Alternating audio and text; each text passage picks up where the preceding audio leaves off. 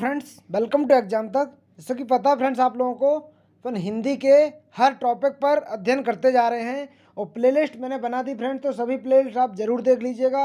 अगर आप चैनल पर नए हैं तो चैनल को सब्सक्राइब कर लीजिएगा। ईमानदारी से मेहनत करने के लिए ईमानदारी से वीडियो देखिए तो 100% सफलता मिलेगी फ्रेंड्स। हिंदी क्रिया, हिंदी में क्रिया से इम्पोर्टेंट प्रश्न पूछे जाते हैं फ्रेंड्स। तो आज मैं आप लोगों के सामने हिंदी में क्रिया से संबंधित प्रश्न लेकर आया हूँ। सकर्मक क्रिया क्या होती है, अकर्मक क्या होती है, एक कर्मक द्विकर्मक क्या होती है, सर्वाधिक पूछा जाने वाला चैप्टर है फ्रेंड्स। अगर आपने ये वीडियो देख लिया तो आपके क्रिया से संबंधित प्रश्न कभी भी गलत नहीं होंगे फ्रेंड्स। और जब कभी भी प्रश्न गलत नहीं होंगे तो आपके सिलेक्शन के चांस बढ़ जाएंगे। नियमित रूप से आप अभ्यास करते रहिए, अध्ययन करते रहिए, सफलता आपको आराम से मिल जाएगी फ्रेंड्स। बिना किसी देरी के चलते अपन क्रिया के पढ़ने के लिए। अब क्रिया, जैसा कि पता फ्रेंड्स आपको, क्रिया की परिभाषा क्या है। क्रिया की परिभाषा क्या है? जिस शब्द अथवा शब्द समूह के द्वारा किसी कार्य के होने अथवा किए जाने का बोध हो उसे क्रिया कहते हैं। जिस शब्द अथवा शब्द समूह के द्वारा किसी कार्य के होने अथवा किए जाने का बोध हो उसे क्रिया कहते हैं। जैसे सीता नाच रही है, बच्चा दूध पी रहा है। मतलब जहाँ पर क्रिया की बात होती है फ्रेंड्स, क्रिया के बारे में बातें की जाती हैं, कार्य बताया जाता है, वहीं पर क्रिया कहलाती फ्रेंड्स। अब जैसे एग्जाम्पल है, सीता क्या कर रही है, कौन सा कार्य कर रही है, नाचने का कार्य कर रही है, जिसमें कौन क्या का पता चले फ्रेंड्स, वही क्रिया कहलाती है। बच्चा क्या कर रहा है, बच्चा दूध पी रहा है, मतलब बच्चा कहीं ना कहीं कार्य से जुड़ा हुआ है। आई होप आपको ये समझ में आ गया होगा फ्रेंड। जैसे देखिए, ये क्रिकेट खेल रहा है, बच्चा खेल रहा है यानी कि अपना कार्य कर रहा है।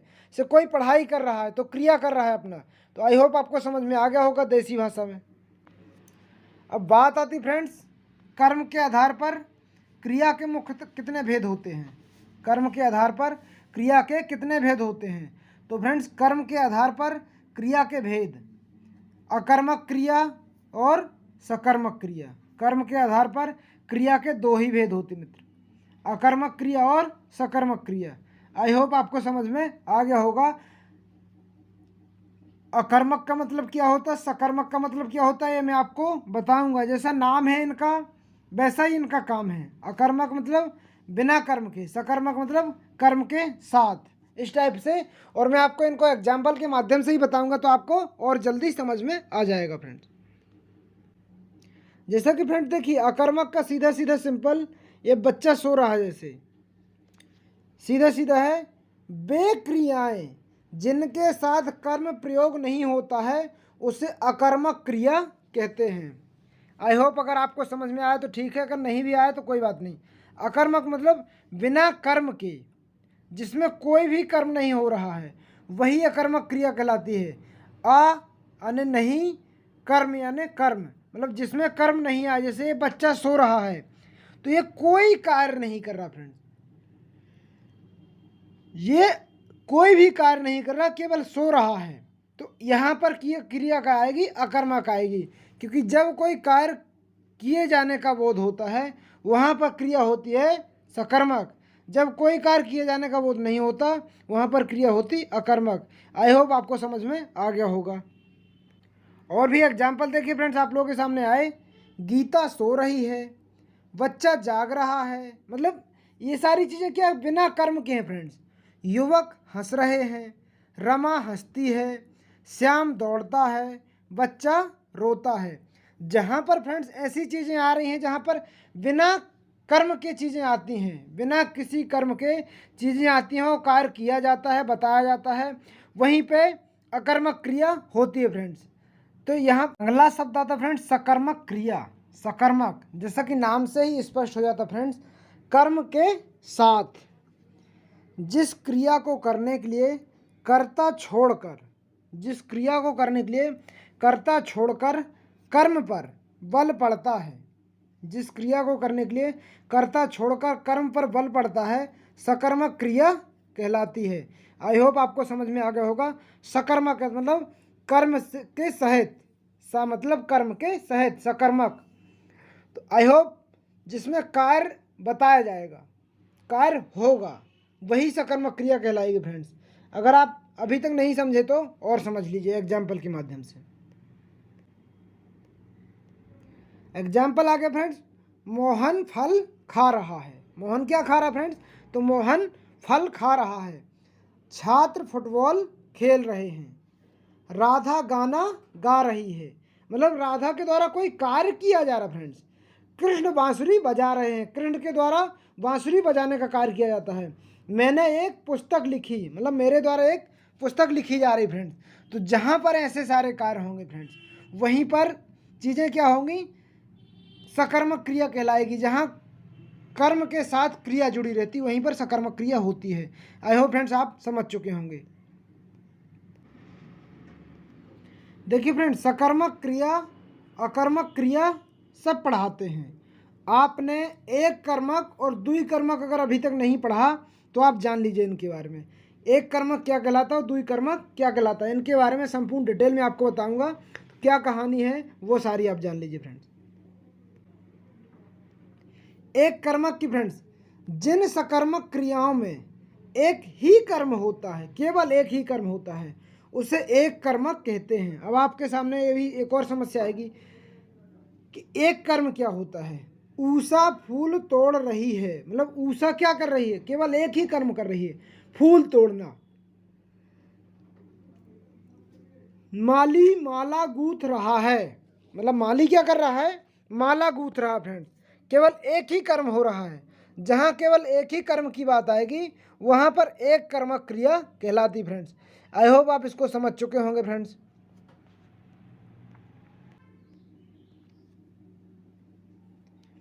जिस सकर्मक क्रिया में दो कर्म होते हैं, अब फ्रेंड्स आप लोगों के सामने आ गया, जिस सकर्मक क्रिया में कितने कर्म होते हैं? दो कर्म होते हैं, उसे द्विकर्मक कहा जाता है। अब आपके सामने एक और प्रश्न बनता है, द्विकर्मक कैसे आएगा फ्रेंड्स? तो देखिए मैं आपको सारी जानकारी बताता हूँ। शिक्षक ने विद्यार्थियों को पुस्तक दी, इसमें दो कर्म कौन कौन से हैं? शिक्षक ने विद्यार्थियों को, यानी शिक्षक और विद्यार्थी दो कर्म एक साथ कर रहे हैं फ्रेंड्स। तो यहाँ पर द्विकर्मक क्रिया कहला जाएगी फ्रेंड्स। कई बार एग्जाम में आता फ्रेंड्स कि द्विकर्मक क्या है, एक कर्मक क्या है, लेकिन अगर आप लोगों ने नहीं पढ़ा होता है, आपने केवल पढ़ा होता है सकर्मक और अकर्मक, तो यहाँ आप लोग नहीं कर पाते। पिताजी ने हमें आइसक्रीम खिलाई, तो पिताजी ने हमें आइसक्रीम, तो पिताजी और हम दोनों ने आइसक्रीम खाई है, दोनों के द्वारा कार्य किया गया है, तो ये द्विकर्मक क्रिया कहला जाएगी। आई होप फ्रेंड्स आपको समझ में आ गया होगा। तो फ्रेंड्स अब देखिए प्रश्न मैं आप लोगों को करवाऊंगा। मैंने पहले नंबर आपको विस्तार से पढ़ाया, अब मैं प्रश्नों के माध्यम से बताने जाऊंगा फ्रेंड्स। तो अगर आप चैनल पर नए हैं तो एक बार प्लेलिस्ट में जाकर के देख लीजिएगा। मैंने हर टॉपिक को बहुत अच्छे तरीके से विस्तार पूर्वक समझाने की कोशिश की है। प्लेलिस्ट जरूर विजिट कीजिएगा फ्रेंड्स। अगर आप प्लेलिस्ट देखेंगे तो आपको खुद ही पता चल जाएगा। चिड़िया आसमान में उड़ती है, इस वाक्य में कौन सी क्रिया है? तो चिड़िया आसमान में उड़ती है फ्रेंड्स। मतलब चिड़िया आसमान में उड़ रही है तो ये जाएगा अकर्मक क्रिया। नॉर्मल काम कर रही फ्रेंड, जैसे हंसना रोना, तो उसका कार्य ही उड़ना, मतलब चिड़िया कार्य उड़ना है नॉर्मल, ये कोई नया नहीं है। तो चिड़िया आसमान में उड़ती है तो अकर्मक है, बिना कर्म के साथ है वो अकर्मक क्रिया जाएगा फ्रेंड्स। आई होप आपने समझ चुके होंगे। इनमें से सकर्मक क्रिया वाले वाक्य को चुनिए। सकर्मक मतलब जिसमें कर्म के साथ बात होती है। राजू सदा हंसता रहता है, हंसता रहता है, इसमें कोई कर्म नहीं हो रहा फ्रेंड्स। अक्षरा ने केले खरीदे, ओले आसमान से गिरे, राजू बस पर चढ़ा। बताइए किसमें सकर्मक है कर्म के साथ? तो हंसता रहता है क्या है फ्रेंड्स? अकर्मक क्रिया है। ओले आसमान से गिरे अकर्मक क्रिया है। राजू बस पर चढ़ा, ये देखिए फ्रेंड्स, राजू क्या कर रहा है? बस पर चढ़ रहा है।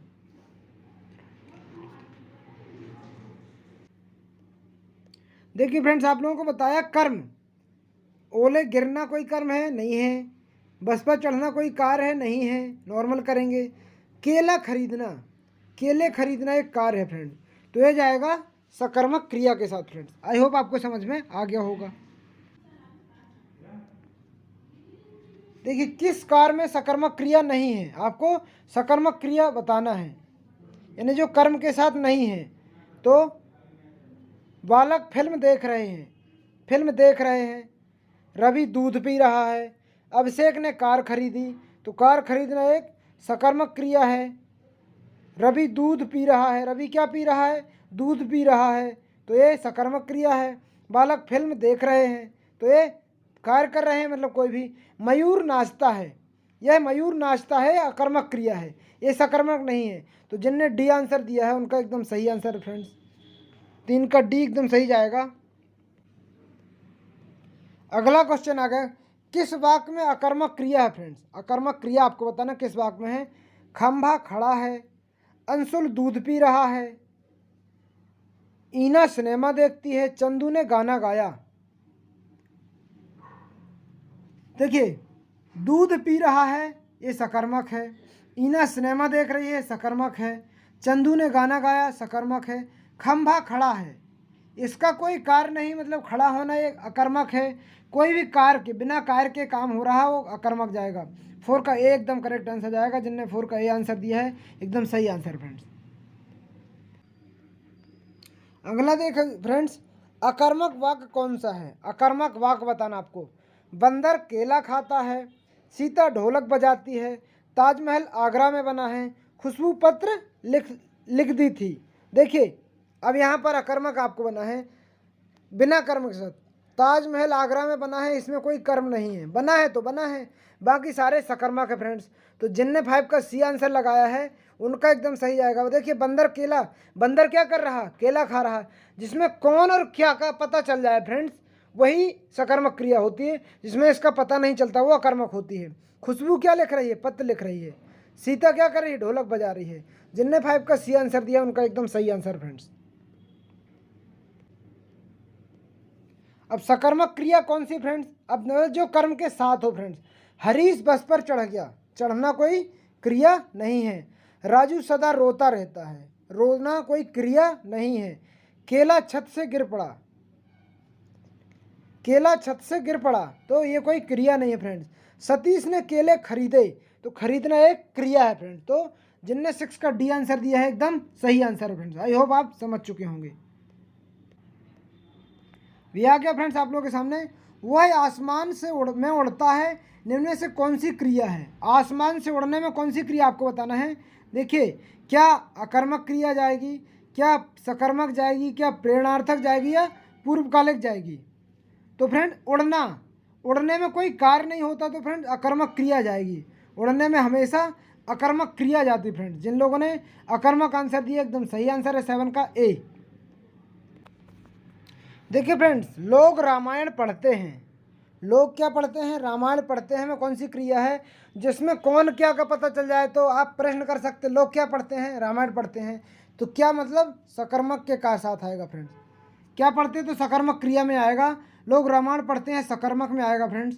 जिनने 8 का ए आंसर दिया है एकदम सही आंसर उन लोगों का। बाकी अकर्मक को प्रेरणार्थक कोई भी नहीं ये हो सकते हैं। रामायण पढ़ना एक सकर्मक क्रिया है। तो आपने आंसर 1 का ए लगाया होगा। और अगर अभी तक आपने चैनल को सब्सक्राइब नहीं किया तो ईमानदारी से सिलेक्शन के लिए चैनल को सब्सक्राइब कर लीजिए, अपने मित्रों को जरूर शेयर कीजिए। चलते हैं अगले प्रश्न की ओर।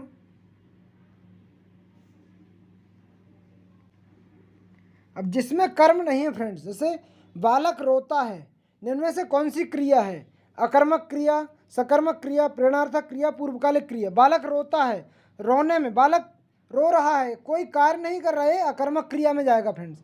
कोई कार्य नहीं कर रहा बालक, केवल रो रहा है, तो अकर्मक क्रिया में जाएगा। आई होप फ्रेंड्स आपने समझ लिया होगा। रामू मिट्टी खोदता है, निम्न से कौन सी क्रिया है? देखिए, मिट्टी खोदना क्या कोई कार्य हो रहा है फ्रेंड्स? तो रामू मिट्टी खोदता है, इसमें क्या है? कार्य के साथ है फ्रेंड्स, सकर्मक क्रिया जाएगा इसमें। 10 का बी एकदम करेक्ट आंसर जाएगा। जिनने 10 का बी आंसर दिया एकदम सही है फ्रेंड्स। तो इसी के साथ फ्रेंड्स अपने 10 प्रश्न समाप्त होते हैं सकर्मक अकर्मक के। तो आपको वीडियो कैसा लगा फ्रेंड्स, कमेंट बॉक्स में कमेंट करके ज़रूर बताइएगा। अगर प्रश्न अच्छे लगे हैं, सकर्मक अकर्मक का मेरा एक्सप्लेनेशन देना आपको ठीक लगा है तो अपने मित्रों को ज़रूर शेयर कीजिएगा, उससे क्या हमें मोटिवेशन मिलता है फ्रेंड्स। तो चलिए मिलते हैं अगले वीडियो में, जब तक के लिए अगर आपने चैनल को सब्सक्राइब नहीं किया सब्सक्राइब कर लीजिएगा, अपने मित्रों को शेयर कीजिएगा। जब तक के लिए जय हिंद जय भारत। तक जैसे कि पता है फ्रेंड्स आपको, मैं हिंदी के आपको स्टार्टिंग से हर टॉपिक वाइज टॉपिक जो हिंदी के सिलेबस में रहता है फ्रेंड्स, सारी क्रियाएं सब कुछ आपको डे बाय डे दिन बाय दिन आपको प्रतिदिन उपलब्ध करवा रहा हूँ। तो फ्रेंड्स आज मैं आप लोगों के सामने हिंदी की क्रिया लेकर के आया हूँ। इसके पहले मैंने आपको सकर्मक क्रिया अकर्मक क्रिया बताई थी और एक कर्मक और द्विकर्मक क्या होते हैं। अब उसी के आगे वाला वीडियो फ्रेंड्स है हिंदी क्रिया में आपको ये कौन सी क्रिया कहाँ लगती है, नाम धातु क्रिया प्रेरणार्थक क्रिया कहाँ लगती है। तो ये सारी मतलब सर्वाधिक पूछा जाने वाला चैप्टर रहेगा फ्रेंड्स, बहुत ही महत्वपूर्ण चैप्टर रहने वाला है। तो अगर आप चैनल पर नए हैं, अभी तक आपने चैनल को सब्सक्राइब नहीं किया तो ईमानदारी से चैनल को सब्सक्राइब कर लीजिए और एक बार प्लेलिस्ट जरूर विजिट कीजिए फ्रेंड्स।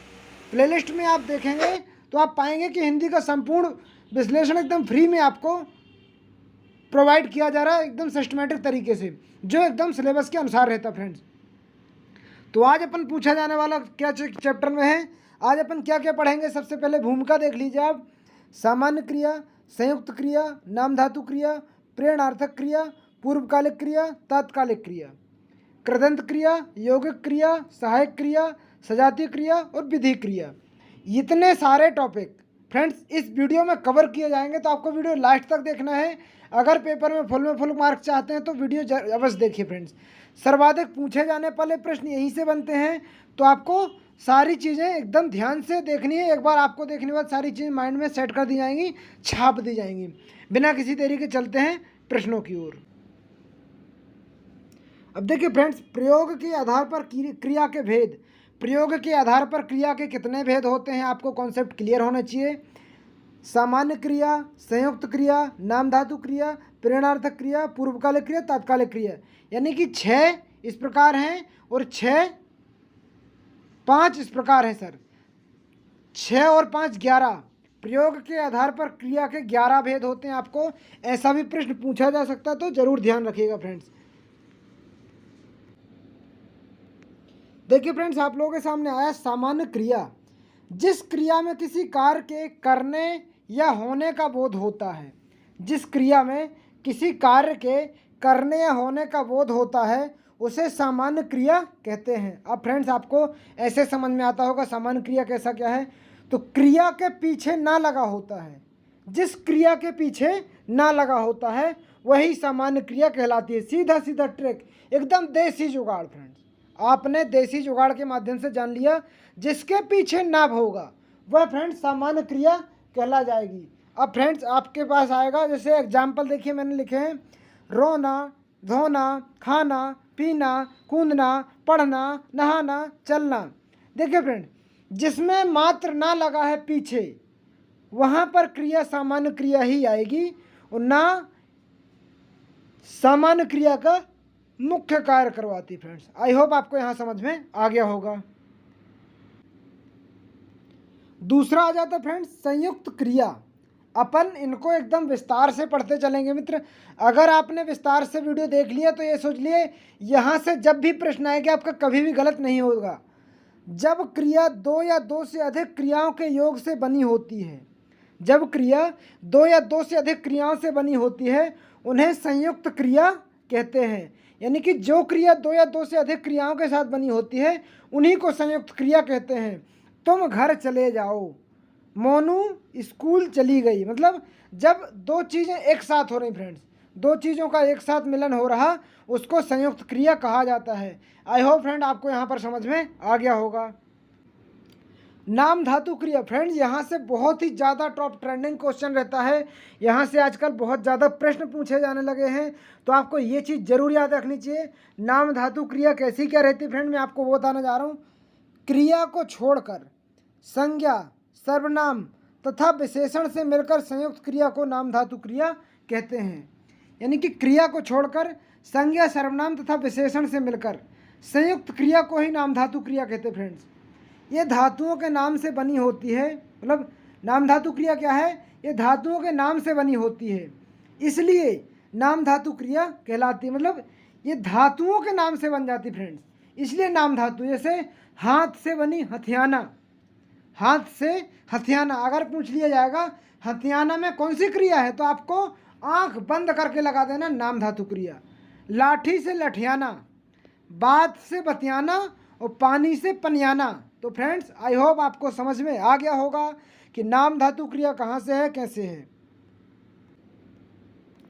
दोस्तों ये देखिए अनुकरणात्मक क्रिया, अनुकरणात्मक क्रिया कैसे रहती है, इसमें आपको डैश लगा होता है।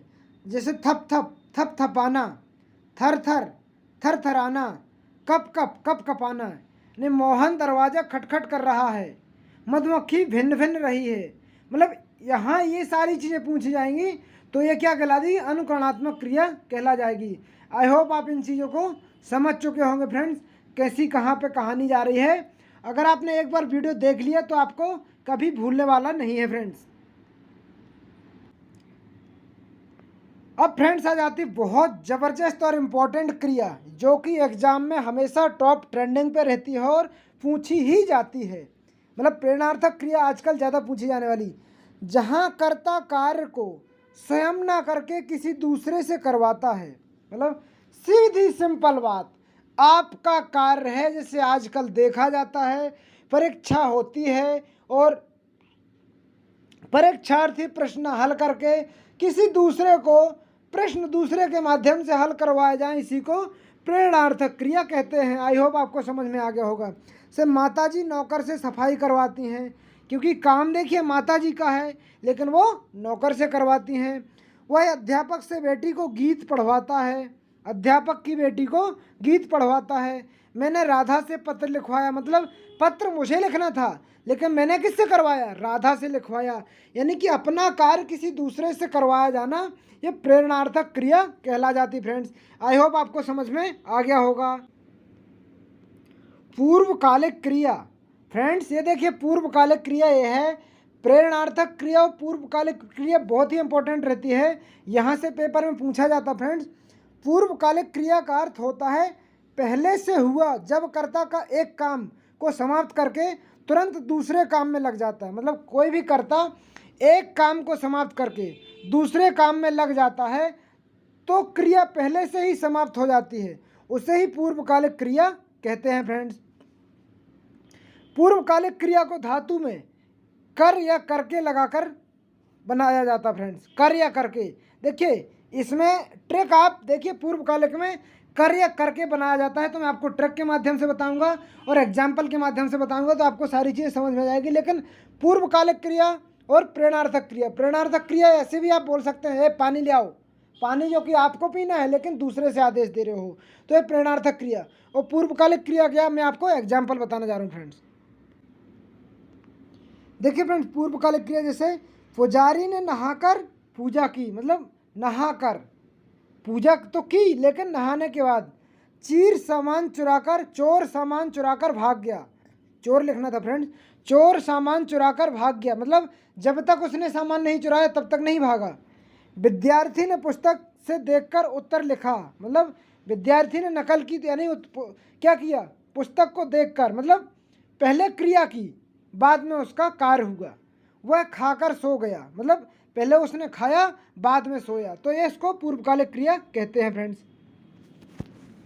देखिए फ्रेंड्स इसके बाद आ गई तात्कालिक क्रिया। अब तात्कालिक क्रिया को ध्यान से देखिए फ्रेंड्स, यह क्रिया भी पूर्वकालिक क्रिया की तरह मुख्य क्रिया से पहले खत्म होती है।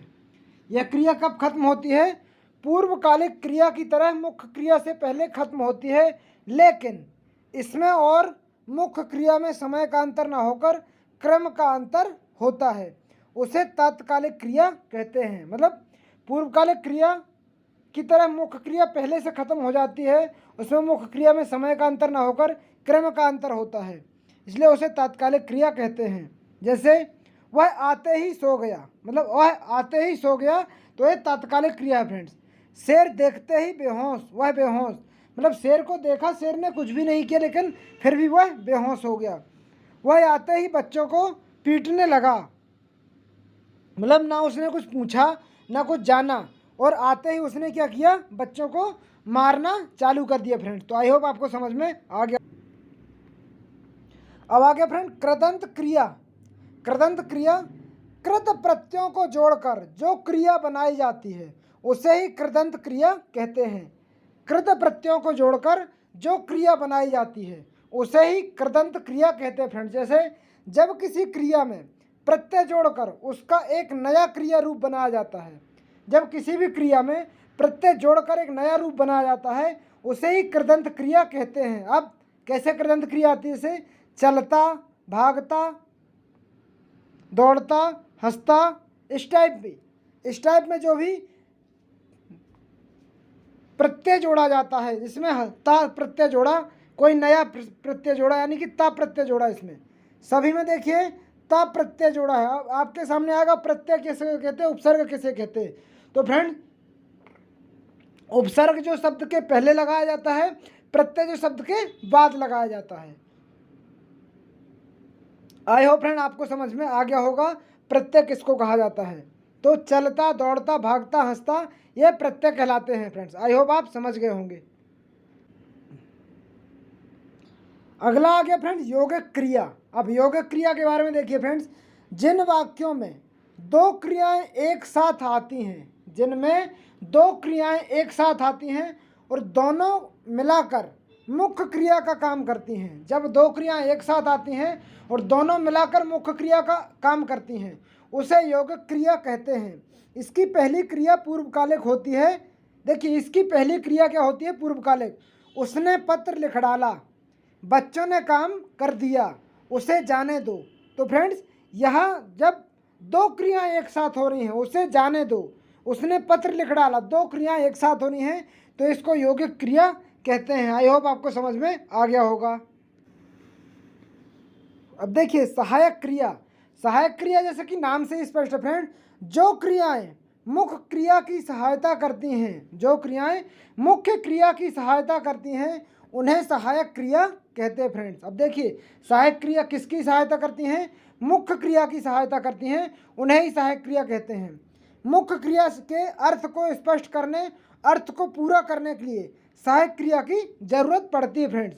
मुख्य क्रिया के अर्थ को अगर स्पष्ट करना है और सहायक तो ही सहायक क्रिया की जरूरत पड़ेगी। जैसे वह रोता है, रोहन ने पत्र पढ़ लिया है, श्याम अब पत्र लिख चुका होगा। तो इसमें क्या बात आ रही फ्रेंड्स? इसमें किसी न किसी की जरूरत पड़ रही है फ्रेंड्स, हेल्प करने की जरूरत पड़ रही है। तो सहायता, जब क्रिया मुख्य क्रिया से सहायता, मतलब एक मुख्य क्रिया रहती है, जब उसकी सहायता की जाती तो सहायक क्रिया कहला जाती है फ्रेंड्स। आई होप आपको समझ में आ गया होगा। वह रोता है, तो रोता कौन है? कोई बच्चा रो रहा है, अब उसको सहायता की जरूरत है चुप होने के लिए। रोहन ने पत्र पढ़ लिया है, मतलब रोहन ने पत्र पढ़ लिया है, ये मेन क्रिया उसकी क्या थी? पढ़ना। तो रोहन ने अपनी सहायता के साथ पत्र को पढ़ लिया है। आई होप आपको समझ में आ गया होगा। अब फ्रेंड्स आते हैं सजातीय क्रिया। जब कुछ अकर्मक और सकर्मक। अब देखिए अकर्मक सकर्मक का वीडियो मैंने पहले डाला फ्रेंड्स, तो प्लेलिस्ट में आप देख लीजिए, आपको वो वीडियो भी मिल जाएगा। मैंने सारी क्रियाओं का वीडियो पहले डाल दिया है। जब कुछ अकर्मक और सकर्मक क्रियाओं के साथ उनकी धातु की बनी भाववाचक संज्ञा। अब पहले आपको आएगा भाववाचक किसे कहते हैं? तो जिनमें भाव प्रकट किए जाते हैं उन्हें भाववाचक संज्ञा कहते हैं। भाववाचक संज्ञा का प्रयोग को ही सजातीय क्रिया कहते हैं फ्रेंड्स। अच्छा खेल खेल रहे हो, जैसे अच्छा खेल खेल रहे हो, वह अच्छी लिखाई लिख रहा है। वह कैसी लिखाई लिख रहा? अच्छी लिखाई लिख रहा है। तो आई होप फ्रेंड आपको समझ में आ गया होगा सजातीय क्रिया कैसी होती, सजातीय क्रिया किसे कहते फ्रेंड्स। अब फ्रेंड्स आ गया आपके सामने विधि क्रिया। जिस क्रिया से किसी प्रकार की आज्ञा का पता चले, जिस क्रिया से किसी प्रकार की आज्ञा का पता चले उसे ही विधि क्रिया कहते हैं। आप सब अब घर जाओ, आप सब अब घर जाओ, तुम वहीं रुक जाओ। तो फ्रेंड्स अब ये कहीं विधि का विधान है, मतलब जो आपने विधि के जिस क्रिया में आज्ञा का पता चले, मतलब आज्ञा दी हमने, तो उसको विधि क्रिया कहते हैं। आदेश देना, आज्ञा देना कोई विधि क्रिया कहला जाता है फ्रेंड्स। जैसे आप किसी से आज्ञा मांगते हो, हम बाहर जा सकते हैं, उनने बोला हाँ तुम बाहर चले जाओ, तो इसको क्या विधि क्रिया कहेंगे। आई होप फ्रेंड आपको समझ में आ गया होगा। अब देखिए फ्रेंड्स, अपन ने सारी क्रियाओं के बारे में पढ़ लिया है। अब मैं आपके सामने कुछ प्रश्न भी लेकर के आया हूँ, तो उन प्रश्नों को आप लगाइएगा, आपके दिमाग में छप जाएंगे। जहाँ गलतियाँ होंगी तो आपको पता चल जाएगा। चलिए मित्र, प्रश्न पर चलते हैं। तो ईमानदारी से अगर आपने वीडियो शुरू से अंत तक देखा है और अभी तक चैनल को सब्सक्राइब नहीं किया तो सबसे पहले चैनल को सब्सक्राइब कर लीजिए। एक बार प्लेलिस्ट में ज़रूर विजिट कीजिए, आपको काफ़ी बेनिफिट होगा फ्रेंड्स। यहाँ पर आपको निःशुल्क अध्ययन करवाया जा रहा है। चलिए प्रश्नों की ओर चलते फ्रेंड्स। देखिए फ्रेंड, प्रश्न आ गया, भोजन करते ही वह सो गया। भोजन करते ही वह सो गया। मैंने अभी आपको बताया फ्रेंड्स कि मतलब पहले कार्य किया और फिर सो गया, तो तत्काल की क्रिया है, तात्कालिक क्रिया जाएगी। भोजन करके ही वह सो गया, तो क्या किया उसने, पहले भोजन किया फिर सो गया, उसके पहले नहीं, तो इसको तात्कालिक क्रिया कहेंगे फ्रेंड्स। आई होप आपको समझ में आ गया होगा। देखिए फ्रेंड्स, ये आया है आपके सामने, कौन सी पूर्वकालिक क्रिया है। तो मैंने आपको पूर्वकालिक क्रिया की ट्रिक क्या बताई थी फ्रेंड, लास्ट में कर आएगा, लास्ट में कर आएगा, तो यही पूर्वकालिक क्रिया रहेगी फ्रेंड्स। खाना खाया नहीं आया, भोजन किया नहीं आया, पढ़ाई करी। हाथ धोकर, हाथ धोकर, यानी कि यह पूर्वकालिक क्रिया है फ्रेंड। ट्रिक याद रखिएगा, पूर्वकालिक क्रिया में अगर आपने कर याद है तो पूर्वकालिक क्रिया आएगी। आई होप आपको समझ में आ गया होगा फ्रेंड्स। देखिए फ्रेंड, दुष्यंत हेमंत से पत्र लिखवाता है, निम्न में से कौन सी क्रिया है। अब देखिए ये भी आपको आएगा। मैंने आपको क्या बताया था, काम किसका है, दुष्यंत का, लेकिन लिखवा किससे रहा, हेमंत से। अपना कार्य दूसरों से करवाना प्रेरणार्थक क्रिया कहला जाती फ्रेंड्स। अपना कार्य किसी दूसरे के माध्यम से करवाया।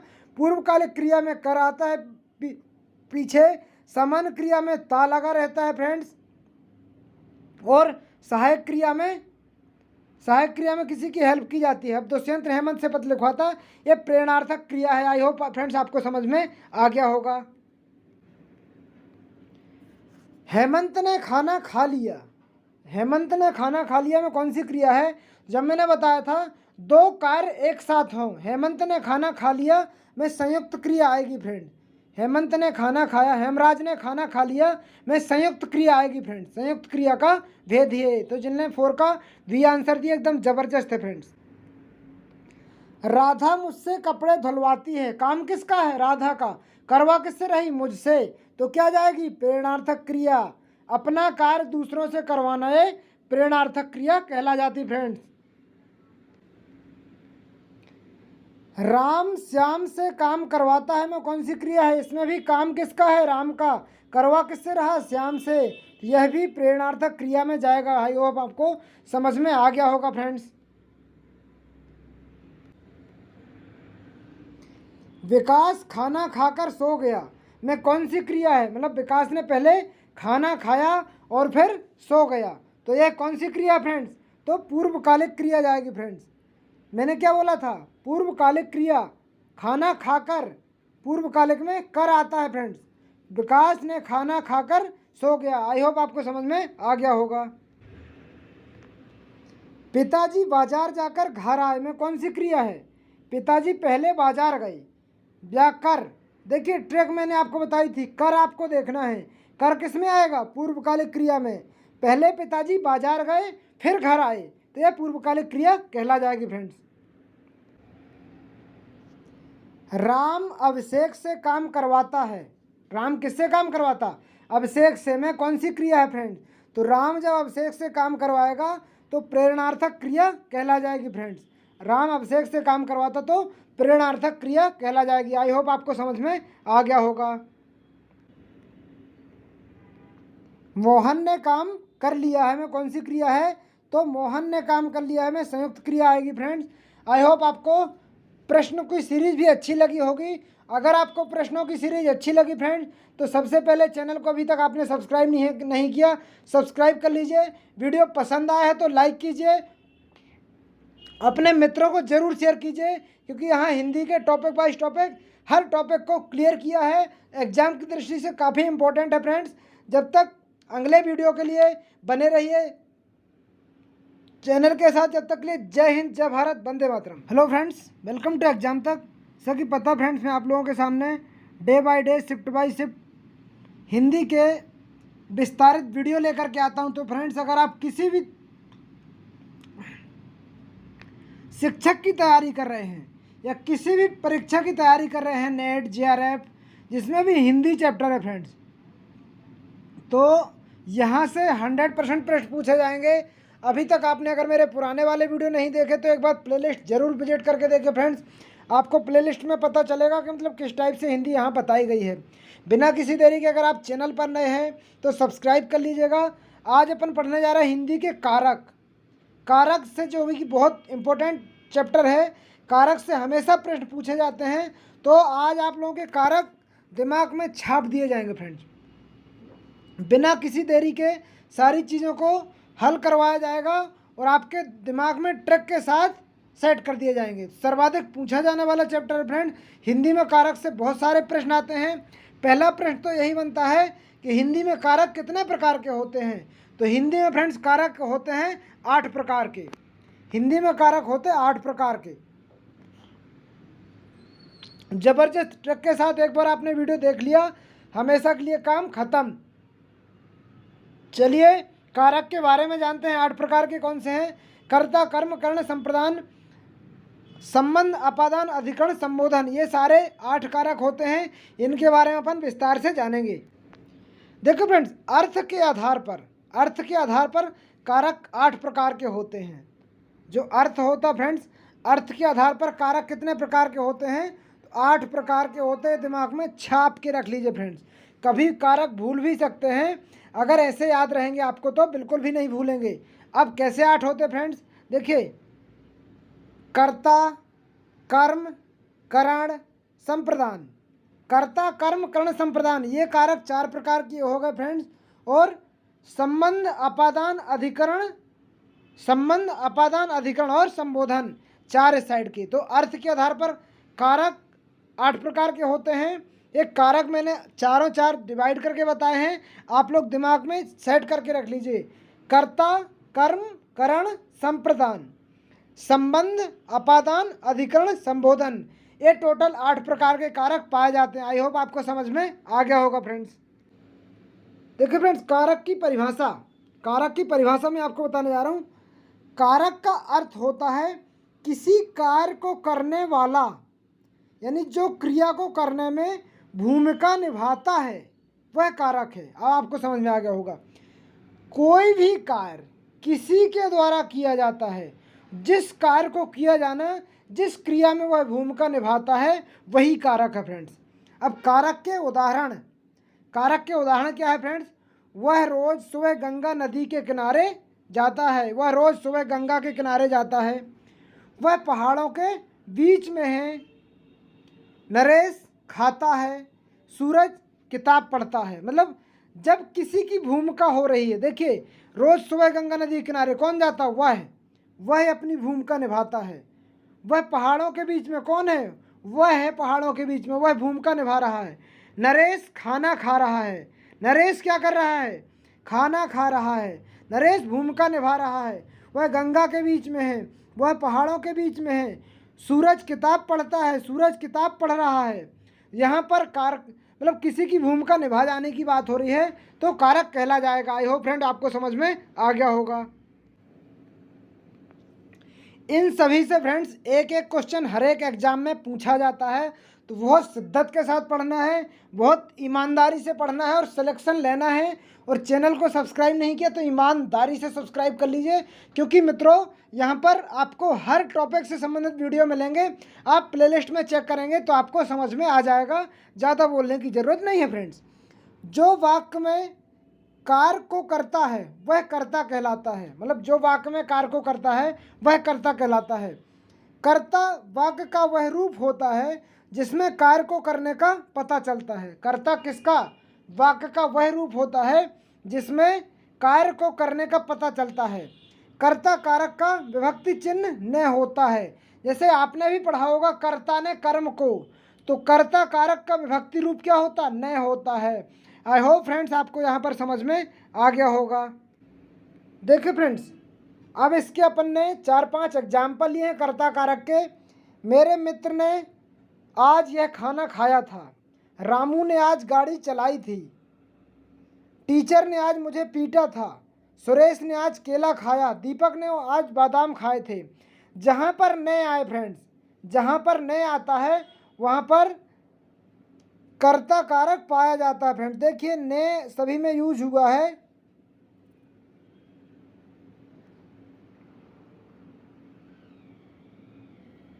ये देखिए फ्रेंड्स, यहाँ पर ने का यूज हुआ है सभी में, तो ने का यूज हुआ है तो कर्ता ने, मतलब जहाँ पर ना आएगा फ्रेंड्स, डायरेक्टली पूछा जाएगा टीचर ने आज मुझे पीटा में कौन सा कारक है, तो आपको कर्ता कर्म कर्ण इस टाइप से दिया रहेगा तो आपको टिक करना कर्ता में और आपका 100% सही हो जाएगा। आई होप फ्रेंड्स आपको यहाँ समझ में आ गया होगा। अब इसके बाद आता फ्रेंड्स कर्म कारक। वह वस्तु या व्यक्ति जिस पर वाक्य में की गई क्रिया का प्रभाव पड़ता है। वह वस्तु या व्यक्ति जिस पर वाक्य में की गई क्रिया का प्रभाव पड़ता है वह कर्म कहलाता है। मतलब जिसमें किसी भी क्रिया का प्रभाव पड़ता है वह कर्म कहलाता है। कर्म कारक का विभक्ति चिन्ह को कहते हैं। तो आई होप फ्रेंड्स आप इसको याद रखिए, कर्म कारक के विभक्ति चिन्ह को क्या कहा जाता है, तो को कहा जाता है। आई होप आपको समझ में आ गया होगा फ्रेंड्स। कर्म कारक के उदाहरण है फ्रेंड्स, राम ने रावण को मारा, रमेश ने राधिका को तमाचा मारा, माँ ने अपने बच्चों को दूध पिलाया, कुत्ते ने मेरे दोस्त को काट लिया, राम ने घोड़े को पानी पिलाया। देखिए फ्रेंड्स, जहाँ पर अभी बात थी अपन ने कर्ता ने, कर्म को, जहाँ पर को की प्रवृत्ति आएगी फ्रेंड्स, को बाद आएगा वहाँ पर कर्म कारक मारना है आपको। देसी तरीके से याद कर लीजिए, हमेशा आपको साथ दे गए कर्म को। राम ने रावण को मारा, याद कर लीजिए 100% यही पेपर में आएगा। बहुत ज़्यादा प्रश्न यहाँ से पूछे जाते फ्रेंड्स। तीसरे नंबर पर आता फ्रेंड कर्ण कारक। जिस रूप से क्रिया के करने के साधन का बोध हो, जिस रूप से क्रिया के करने के साधन का बोध हो उसे कर्ण कारक कहते हैं। आई हो फ्रेंड्स, जिसमें क्रिया के करने का बोध होता है उसे कर्ण कारक कहते हैं। यानी जिसकी सहायता से किसी काम को अंजाम दिया जाता है वह कर्ण कारक कहलाता है। कर्ण कारक दो विभक्ति चिन्ह होते हैं, से और के द्वारा। कर्ण में दो विभक्ति होती हैं फ्रेंड्स, से और के द्वारा। आई होप फ्रेंड आपको यहाँ पर समझ में आ गया होगा। देखिए यहाँ पर से लगेगा फ्रेंड्स, जैसे कर्ण कारक के एग्जाम्पल हैं, राम ने रावण को बाण से मारा, लेटर को पेन से लिखा गया, राधा ने रोहन से काम करवाया, राहुल सारा ज्ञान न्यूज़पेपर से ले लेता है, राधिका ने प्रियंका को डंडे से मारा। कर्ण कारक में से आएगा, के द्वारा आएगा, तो वहाँ पर कर्ण कारक का उपयोग होता है। आई होप फ्रेंड आप यहाँ पर समझ चुके होंगे। अब आता फ्रेंड संप्रदान। संप्रदान का अर्थ है देना होता है, मतलब संप्रदान ने देना। जब वाक्य में किसी को कुछ दिया जाए, मतलब किसी को कुछ देना, आप गिफ्ट देते हैं, ये संप्रदान में आएगा।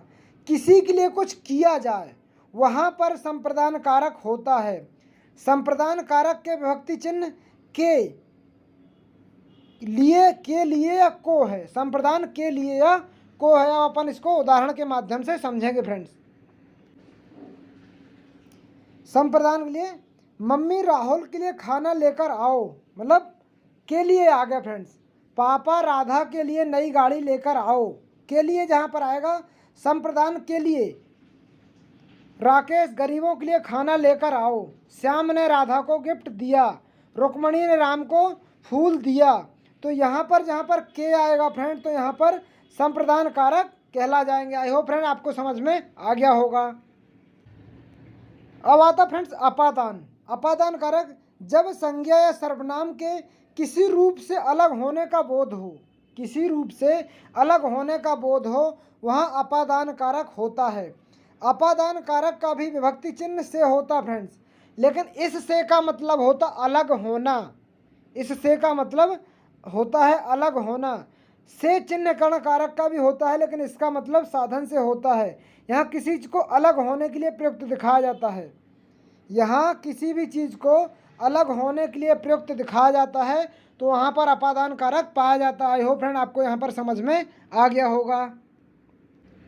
अब देखिए फ्रेंड यहाँ पर आ गया है राम बिल्डिंग से गिर गया, मतलब अपादान कारक है।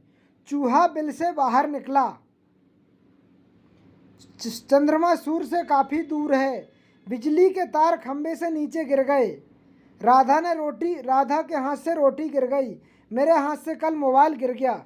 मतलब यहाँ से लेकिन अलग होने की बात होगी वो अपादान में आएगा फ्रेंड्स। आई होप आपको यहाँ पर समझ में आ गया होगा। जहाँ पर से अलग होना आएगा वो अपादान कारक कहलाता है। संबंध कारक देखिए फ्रेंड्स, संज्ञा या सर्वनाम का रूप जो हमें किन्हीं दो वस्तुओं के बीच संबंध का बोध कराता है वह संबंध कारक कहलाता है। संबंध कारक की विभक्ति के चिन्ह में का की के, नानी ने, रारी रे आदि आते हैं। संबंध कारक में इस प्रकार के रूप आते हैं तो वह संबंध कारक कहला जाता है। आई होप फ्रेंड आपको यहाँ पर समझ में आ गया होगा। संबंध कारक की ट्रिक लिख लीजिए फ्रेंड्स एक बार। यह बाइक पूजा की है, यह राम की बेटी है काकी, राधा ने मोबाइल फेंक दिया, बच्चे का सिर दर्द कर रहा है, वह सुनील की गाड़ी है, रोहन का घर गांव में है। जहां पर का की के आएगा फ्रेंड वहां पर संबंध कारक कहला जाता है। आई होप फ्रेंड आपको समझ में आ गया होगा। अब आ गया फ्रेंड अधिकरण कारक। संज्ञा का वह रूप जिसमें क्रिया के आधार का बोध हो उसे अधिकरण कारक कहते हैं। इसकी विभक्ति में और पर होती है। भीतर, अंदर, ऊपर, बीच में आदि शब्दों का प्रयोग इस कारक में किया जाता है। अधिकरण मतलब में पेपर, अंदर, ऊपर, बीच आदि शब्दों का प्रयोग होता है, वहाँ पर अधिकरण कारक का उपयोग किया जाता है। आई होप फ्रेंड आपको यहाँ पर समझ में आ गया होगा। अधिकरण कारक में देखिए, मछलियाँ पानी में रहती हैं, घर के अंदर दीपक जल रहे हैं, राम ने क्लास बीच में छोड़ दी, राधा के घर के अंदर चोर था, मेरा दोस्त कमरे के अंदर है। जहाँ अधिकरण में पेपर आएगा फ्रेंड वहाँ पर अधिकरण कारक कहला जाता है। आई होप फ्रेंड आपको समझ में आ गया होगा। अब आ गया फ्रेंड संबोधन कारक। संज्ञा या सर्वनाम का वह रूप जिससे किसी को बुलाने, पुकारने या बोलने का बोध होता है तो वह संबोधन कारक कहलाता है फ्रेंड्स। कैसा? संज्ञा या सर्वनाम का वह रूप जिससे किसी को बुलाने, पुकारने या बोलने का बोध होता है उसी को संबोधन कारक कहते हैं फ्रेंड। जैसे संबोधन कारक में अरे, हे, एजी आदि का प्रयोग होता है, इन चिन्हों का प्रयोग होता है, तो प्रयोग वाक्य का प्रारंभ में होता है, इसी को संबोधन कारक कहा जाता है। आई होप फ्रेंड आपको यहाँ पर समझ में आ गया होगा। अब देखिए फ्रेंड संबोधन कारक, अरे तुम क्या कर रहे हो, अरे राम यह क्या हो गया, हे भगवान हमारे साथ ऐसा क्यों किया, अरे इतना शोर क्यों मचा रहे हो, अरे तू इतना बड़ा हो गया क्या। तो इस प्रकार के कारक संबोधन कारक में कहलाते हैं। अब अपन इसके कुछ 2-4 क्वेश्चन कर लें फ्रेंड्स तो आपको और भी सही रहेगा आपके लिए। देखिए फ्रेंड्स, वह कुल्हाड़ी से वृक्ष काटता है, इस वाक्य में से किस कारक की विभक्ति है, से किस कारक की विभक्ति है, तो संप्रदान से रहता है, लेकिन इसमें अलग होने की बात नहीं होती, अपादान से अलग होने की बात है फ्रेंड्स। अलग होने की बात तो अपादान जाएगा। वह कुल्हाड़ी से वृक्ष काटता है मतलब वृक्ष को अलग कर रहा है, तो अपादान की बात जाएगी फ्रेंड्स। फर्स्ट का डी आंसर सही रहेगा। तो इसी के साथ फ्रेंड्स करण कारक मतलब पहला प्रश्न मैंने करवाया। अब आगे आप चैनल पर नए हैं तो चैनल को सब्सक्राइब कर लीजिए, अपने मित्रों को ज़रूर शेयर कीजिए। मिलते हैं इसी टाइप के वीडियो के साथ, जब तक के लिए जय हिंद जय भारत। वेलकम टू एग्जाम तक। जैसे कि पता फ्रेंड्स, आज मैं आप लोगों के सामने छंद नामक चैप्टर लेकर के आया हूँ। छंद से किसी भी एग्ज़ाम में जो भी प्रश्न बनते फ्रेंड्स, तो यहाँ से प्रश्न 100% बनते हैं। तो छंद के कितने प्रकार होते हैं, तो यहाँ से एग्ज़ाम में हमेशा प्रश्न पूछे जाते हैं। छंद 3 प्रकार के होते हैं, मात्रिक छंद, वर्णिक छंद और मुक्तक छंद। अब फ्रेंड 3 भेद में कौन कैसे रहते हैं, पेपर में कई बार पूछा जाता फ्रेंड छंद के भेद। आई होप फ्रेंड आपको यहाँ पर समझ में आ गया होगा। तो आपको मात्राओं के आधार पर, वर्णों के आधार पर बताना है। तो मात्रिक छंद क्या कहलाता है? जिनको मात्राओं के आधार पर गणना की जाती है, मात्राओं के आधार पर गिना जाता है, उसको मात्रिक छंद कहते हैं। वर्णिक छंद किसको कहते हैं? जिनको वर्णों के आधार पर गिना जाता है फ्रेंड्स, उनको वर्णिक छंद कहा जाता है। मुक्तक छंद दोनों के उसमें पाया जाता है फ्रेंड्स। आई होप आपको यहाँ समझ में आ गया होगा। छंद की बात करें तो दोस्तों, छंद के अंग चरण या पाद, वर्ण और मात्रा, यति, गति, तुक, गण। फ्रेंड छंद के इतने सारे अंग होते हैं। कई बार पेपर में पूछा जाता है फ्रेंड छंद में कितने अंग पाए जाते हैं? तो छंद में 6 अंग पाए जाते हैं। 6 कौन कौन से जो आपको दिखाई दे रहे? चरण या पाद, वर्ण और मात्रा, यति, गति, तुक, गण या समूह। ये सारे फ्रेंड छंद के अंग हैं। छंद में केवल 6 अंग ही पाए जाते हैं। आई होप फ्रेंड आपको समझ में आ गया होगा। यति, यति का मतलब क्या होता है फ्रेंड? मैं आपको बता दूं। छंद में नियमित वर्ण या मात्रा पर सांस लेने के लिए रुकना पड़ता है। छंद में नियमित वर्ण या मात्रा पर सांस लेने के लिए रुकना पड़ता है। इसी रुकने के स्थान को यति या विराम कहते हैं। छंद में नियमित वर्ण या मात्रा पर सांस लेने के लिए रुकना पड़ता है। इसी रुकने के स्थान को यति या विराम कहते हैं फ्रेंड्स। गति क्या, यति क्या कहलाती है? यति को रुकना या विराम कहलाता है फ्रेंड। अब गति का अर्थ लय या प्रवाह है। लय या प्रवाह वर्णिक छंदों में इसकी आवश्यकता नहीं होती, लेकिन मात्रिक छंदों में इसकी आवश्यकता होती है। जो लय या प्रवाह के माध्यम से किया जाता है, वर्णिक छंदों में इनकी आवश्यकता बिल्कुल भी नहीं होती, लेकिन मात्रिक छंदों में इसकी आवश्यकता होती है। आई होप फ्रेंड आपको समझ में आ गया होगा। पवन तनय संकटकरण मंगल मूर्त रूप, राम लखन सीता सहित हृदय बसो सुर भूप। तो मतलब यहाँ पर क्या हुआ? यति या विराम हुआ। तो फ्रेंड यहाँ पर यति विराम हुआ, तो इसको यति कहा जाता है। आई होप फ्रेंड आपको समझ में आ गया होगा। चरण के अंत में एक जैसे वर्णों की आवृत्ति को तुक कहते हैं। चरणों के अंत में एक जैसे वर्णों की आवृत्ति को तुक कहते हैं। संस्कृत छंद में तुक का महत्व नहीं है, लेकिन तुक ही छंद का प्राण है। संस्कृत में तुक का महत्व नहीं है, लेकिन तुक ही छंद का प्राण है। आई होप फ्रेंड आपको समझ में आ गया होगा। गण क्या होता फ्रेंड? गण या समूह 3 मात्रिक वर्णों के समूह को गण कहते हैं। गण किसको कहते हैं? 3 मात्रिक समूह के वर्णों को गण कहते हैं। गणों की संख्या 8 होती है। गणों की संख्या 8 होती है।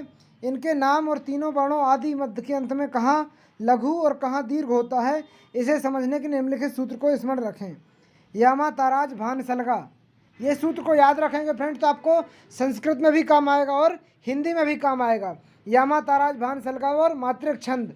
अब मात्रिक छंद के बारे में अपन पूरा संपूर्ण विश्लेषण करेंगे फ्रेंड्स। तो अगर अभी तक आपने संस्कृत में मैंने वर्णिक छंद और मात्रिक छंद के वीडियो बनाए हैं, आपने वो नहीं देखे तो एक बार जरूर देख लीजिए फ्रेंड्स। मात्रिक छंद, तो सबसे पहले फ्रेंड आपको पता होनी चाहिए मात्रा कहाँ कौन सी लगती है, कहाँ पर कितनी मात्राएं आनी चाहिए।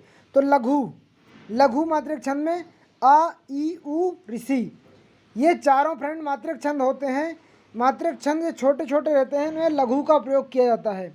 अब लघु को सिंगल से दर्शाया जाता है फ्रेंड्स। इसके बाद गुरु आ, ई, ए, ऐ, ओ, औ, उ, ये सारे वर्ण फ्रेंड्स गुरु के होते हैं। इनको अनुस्वार और विसर्ग से दर्शाया जाता है। गुरु को ऐसे चिन्ह के माध्यम से दर्शाया जाता है जो ये गुरु कहलाता है। इनको 2 मात्रा बोला जाता है, लघु को सिंगल मात्रा बोला जाता है। आई होप फ्रेंड आपको समझ में आ गया होगा। अब आए फ्रेंड मात्रिक छंद, सम मात्रिक छंद, अर्ध सम मात्रिक छंद और विषम मात्रिक छंद। अब फ्रेंड आपके सामने आएगा सम मात्रिक छंद। तो अगर आपने ट्रिक याद रख ली फ्रेंड तो यहाँ पर आपको सारी चीज़ें एकदम अच्छे तरीके से याद हो जाएंगी। सम मात्रिक छंद में चारों गीत हरि के लिए, यानी कि चौपाई, रोला, गीत का, हरि गीत का, चारों गीत हरि के लिए। अगर आपने ये याद कर लिए तो फ्रेंड आपको हमेशा के लिए याद हो जाएगा चारों गीत हरि गीत का। ये भी याद रख लेंगे तो भी हमेशा के लिए याद रहेगा। सम मात्रिक छंद है फ्रेंड। चौपाई रोला गीत का और हरी गीत का। चौपाई में 16 मात्राएं होती हैं, रोला में 24 होती हैं, गीत का में 26 होती हैं, हरी गीत का में 28 मात्राएं होती हैं। आई होप फ्रेंड आपको यहाँ पर समझ में आ गया होगा कहाँ पर कितनी मात्राएं पाई जाती हैं। देखिए फ्रेंड, मैंने आपको नॉर्मल में बताया था चारों गीत हरी गीत का, यानी 4 से चौपाई। कई बार पेपर में टॉप ट्रेंडिंग पे रहता है चौपाई में कितनी मात्राएं पाई जाती, तो चौपाई में 16 मात्राएं पाई जाती। रोला में कितनी मात्राएं पाई जाती हैं, तो रोला में 24 मात्राएं पाई जाती हैं। गीतका में कितनी मात्राएं पाई जाती, तो गीतका में 26 मात्राएं पाई जाती। हरी गीतका में कितनी पाई जाती, तो हरी गीतका में 28 मात्राएं पाई जाती। तो चारों गीत हरी गीत का। तो ये सममात्रिक छंद है फ्रेंड। आई होप आपको समझ में आ गया होगा सममात्रिक छंद कौन से कहलाते। अब अपन उनके उदाहरण स्पष्ट रूप में समझेंगे फ्रेंड्स। चौपाई सममात्रिक छंद है, इसके प्रत्येक चरण में 16 मात्राएं, 16 चरण और 16 मात्राएं और 4 चरण होते हैं फ्रेंड्स। चौपाई जैसा कि नाम से स्पष्ट है, चौपाई क्या है, एक सममात्रिक छंद है। इसके प्रत्येक चरण में 16 मात्राएं होती हैं और 4 चरण होते हैं। उदाहरण के तौर पर पढ़ेंगे, सूरज फिर से मुस्कुराया, कोयलिया ने गान सुनाया। सूरज फिर से मुस्काया, कोयलिया ने गान सुनाया। तो ये क्या चौपाई है फ्रेंड्स। या इसमें 16 मात्राएं होंगी और 4 चरण होते हैं चौपाई में। आई होप फ्रेंड आपको समझ में आ गया होगा। देखिए फ्रेंड, आप यहाँ चरण की बात छोड़िए, मात्राएं काउंट कीजिए कि 16 है या नहीं है। देखिए सूरज में बड़ा है 2 मात्रा आएंगी, रा और जा सिंगल सिंगल है तो सिंगल सिंगल हो जाएंगी, यानी कि 4 हो गई फ्रेंड्स। फिर में सिंगल सिंगल है तो 2 मात्रा यहाँ हो जाएंगी। से बड़ा है फ्रेंड्स, डबल मात्रा आएंगी, है बड़ा है तो डबल आएंगी। मुस्कुराया, मुँह छोटा है फ्रेंड्स तो, लेकिन सा इस साइड का है तो डबल मात्रा हो जाएंगी। फिर काया में डबल और डबल मात्रा। अब देखिए फ्रेंड, इनको काउंट कीजिए, 2 4 6 8 10 12 14 और 16। ऐसे प्रत्येक चरण में 16 मात्राएं होती हैं। आई होप फ्रेंड आपको यहाँ पर समझ में आ गया होगा कैसे मात्राएं काउंट करनी, आपको ये भी आना चाहिए फ्रेंड्स। बात करते फ्रेंड रोला जैसा कि नाम से स्पष्ट है, रोला एक सममात्रिक छंद है। इसकी 24 मात्राएं होती हैं और प्रत्येक चरण में क्या होता है, 24 मात्राएं प्रत्येक चरण में होती हैं। आप इनको काउंट करेंगे तो 24 ही आएंगी फ्रेंड। से ओठो यानी कि 1 2 3 यहाँ हो जाएंगी तो 3 इसमें हो जाएंगी। फिर 2 2 1, आज में आ जाएगा 2 1, आज तक हो गया। तुम सिंगल सिंगल आ जाएगा। निद्रा में सिंगल और डबल आएगा। त्यागी में डबल और डबल आ जाएगा फ्रेंड्स। तो इनको काउंट कीजिए, 3 3 दूनी 6, 2 8, 2 10, 11 12 13 14 15 16 17 18 19 20 21 22 23 24। तो फ्रेंड ऐसे 24 मात्राएं होती रोला में 24 मात्राएं होती हैं। तो आई होप आपको समझ में आ गया होगा। आपको मात्राएं काउंट करते आना चाहिए। अगर आपको मात्राएं काउंट करते आती हैं तो कोई दिक्कत नहीं जाएगी फ्रेंड्स। अब आ गया फ्रेंड हरी गीत का भी एक सममात्रक छंद है। इसके प्रत्येक चरण में 28 मात्राएं होती फ्रेंड्स। हरी गीत का भी एक सममात्रक छंद है। इसके प्रत्येक चरण में 28 मात्राएं होती हैं। अब यह एक अर्ध सममात्रक छंद। अब अभी अपन ने क्या पढ़ा था, सममात्रक छंद। दोहा। अब अपन पढ़ेंगे सममात्रक छंद के बाद अर्ध सममात्रक छंद, जो ना तो पूरे सम होते हैं ना विषम होते हैं। दोहा, सोरठा, बरवे और लाला। तो ये अर्ध सममात्रक छंद है फ्रेंड्स। दोहा, सोरठा, बरवे और लाला। दोहा में 13 11 के योग से 24 मात्राएं होती हैं। 13 11 के योग से 24 मात्राएं होती हैं। सोरठा में भी 11 13। दोहा सोरठा का उल्टा होता फ्रेंड्स। दोहा में 13 11 के योग से होती हैं, सोरठा में 11 13 के योग से। बरवे में 19 मात्राएं होती हैं और उल्लाला में 15 3 5 3 8 2 और 2 28 मात्रा होती है उल्लाला में फ्रेंड्स। आई होप फ्रेंड आपको अर्धसम्मात्रक छंद के इस बारे में समझ में आ गया होगा। अपन के उदाहरण देखने जा रहे। देखिए फ्रेंड, दोहा मात्रक अर्धसम्मात्रक छंद प्रथम और तृतीय में 13 13 होती हैं, यानी कि पहले पद में और तीसरे पद में। जैसा नाम है इससे भी आप याद रख सकते हैं, पहला और तीसरा, यानी कि पहले और तीसरे में 13 13 और दूसरे चौथे में 11 11। दूसरे चौथे में 11 11 और पहले तीसरे में तो ज्यों का त्यों आ रहा 13। तो आप इनको काउंट करेंगे फ्रेंड तो देखिए पहले में 13 आएंगी। मेरी है तो डबल डबल आ जाएंगी। भाव सिंगल सिंगल हो जाएंगी फ्रेंड्स। बाधा है तो डबल डबल हो जाएंगी, हर हो तो सिंगल और डबल। अब देखिए फ्रेंड 13 हो रही है, नहीं हो रही। 2 4 5 6 7 8 9 10 11 12 13। तो दोहा के पहले चरण में और तीसरे चरण में 13 मात्राएं होती हैं और दूसरे और चौथे में 11 होती हैं। आई होप फ्रेंड आपको समझ में आ गया होगा। अब आगे फ्रेंड सोरठा। सोरठा एक अर्धसम मात्रिक छंद है। इसके प्रथम पद में 11, द्वितीय चतुर्थ में 13 मात्राएं होती हैं। तो इनको आप काउंट करेंगे, पहला पद में 11 होती हैं, जो में डबल आएगा फ्रेंड्स। सुमिरत सिंगल सिंगल सिंगल सिंगल, सिद्धि में सिंगल, होय में डबल और सिंगल। अब काउंट कीजिए, 2 2 4 5 6 7 8 9 10 11। तो प्रथम चरण और तृतीय चरण में 11 मात्राएं और दूसरे और चौथे में 13 मात्राएं, उसको सोरठा कहा जाता है फ्रेंड्स। अब फ्रेंड विषम मात्रिक छंद है, तो विषम मात्रिक छंद को आप कैसे याद रख सकते हैं कि विषम मात्रिक छंद किससे मिलकर के बनता है? कुदरो। कुदरो अगर आपको याद रहेगा, कुदोरो, तो कुंडलियाँ दोहा और रोला से मिलकर के बनता है।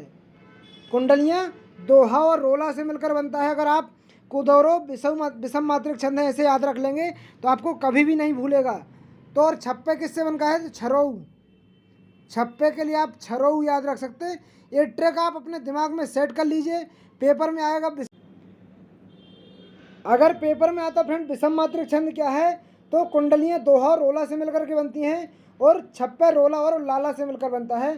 तो एक विषम मात्रिक छंद है। आई होप फ्रेंड आपको समझ में आ गया होगा। एक दोहा प्लस एक रोला बराबर क्या होता फ्रेंड्स? तो बनावट के आधार पर ये विषम मात्रिक छंद है, कुंडलियाँ होती हैं फ्रेंड्स।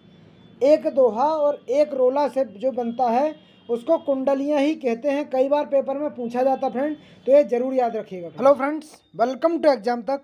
जैसा कि पता फ्रेंड्स, आज अपन तत्सम और तद्भव शब्द लेकर के आए हैं। तो अगर आप इस चैनल पर पहली बार आए हैं, पहली बार विजिट कर रहे हैं, तो चैनल को सब्सक्राइब कर लीजिए।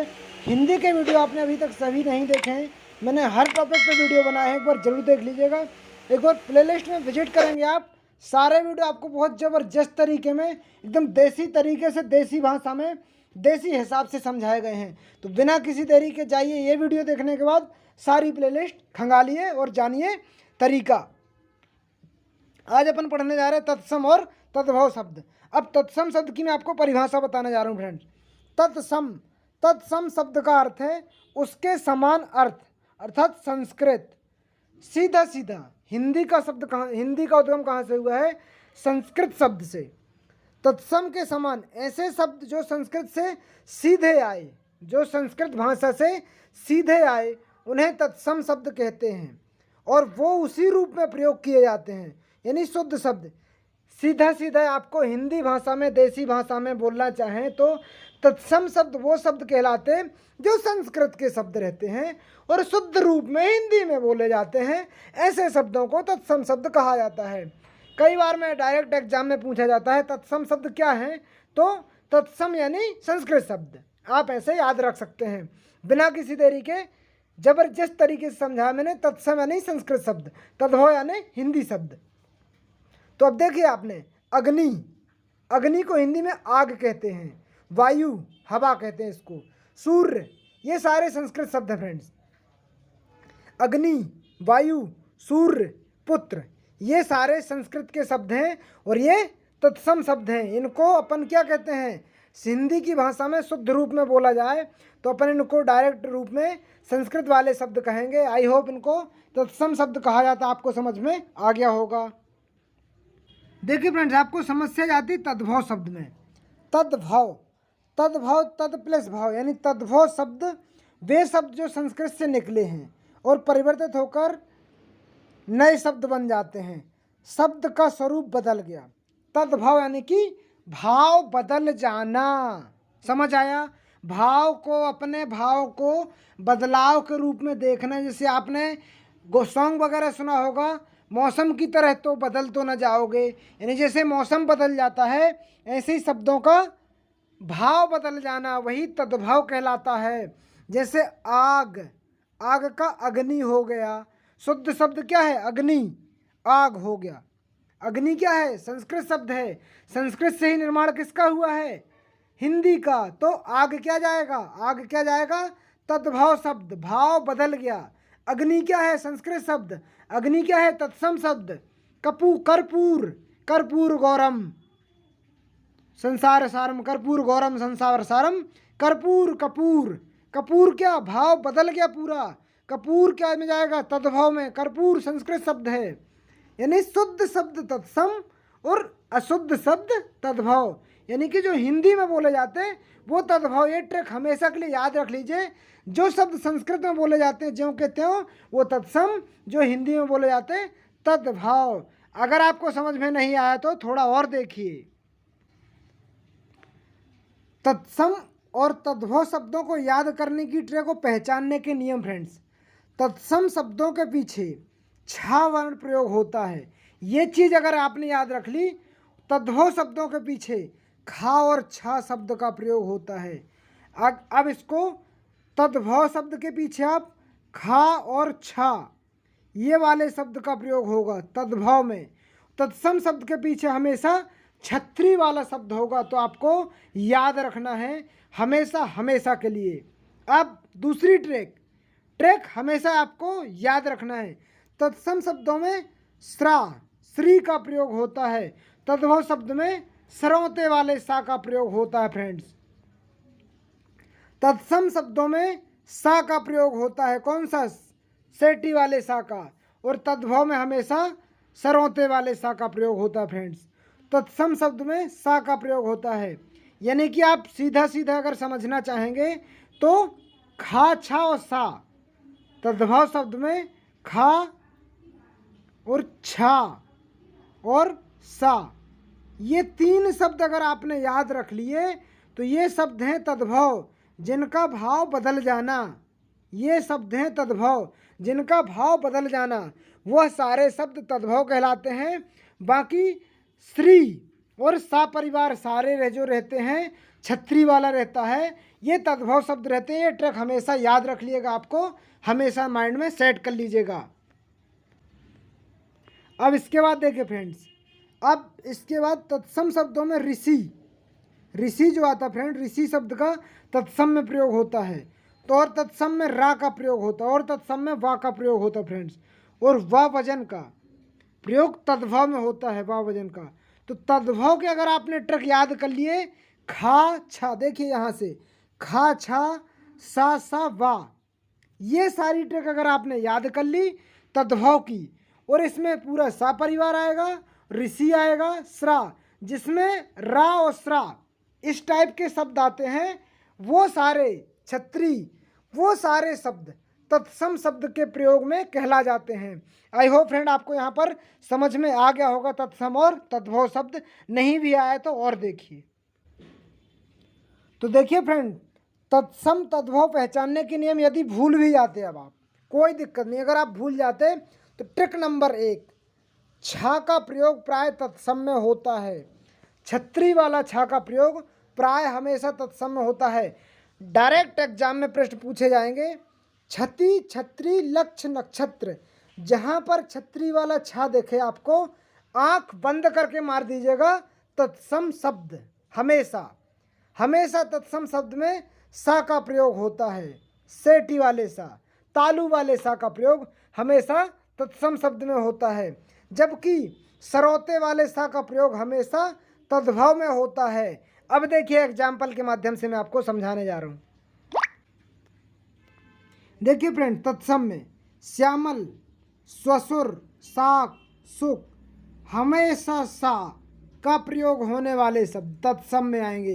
क्या लिखा मैंने? हमेशा सा। जहाँ पर तालू वाला सा आएगा वह हमेशा संस्कृत का शब्द रहेगा और तत्सम से बोला जाएगा। तद्भव, सांवला, ससुर, साग, सुआ, जहाँ पर दंत वाले सा का प्रयोग किया जाएगा वह हमेशा तद्भव शब्द कहा जाएगा। जिसमें सा दंत वाला दिखता है, सरौता वाला दिखता है, आंख बंद करके मार दीजिए, ठोक दीजिए, तद्भव शब्द, आपका उत्तर सही हो जाएगा फ्रेंड्स। देखिए फ्रेंड, तत्सम में प्राय वा तत्सम में प्राय व वजन का आता है, जबकि तद्भव में व वक्री का आता है। हमेशा याद रखना आपको वक्री वाला व आएगा तो आपको तद्भव में मारना है, व वजन वाला आता है तो आपको तत्सम में मारना है। मित्रों जरूर याद रखिएगा, व वजन आपको मारना है तत्सम में, व वक्री का मारना है तद्भव में।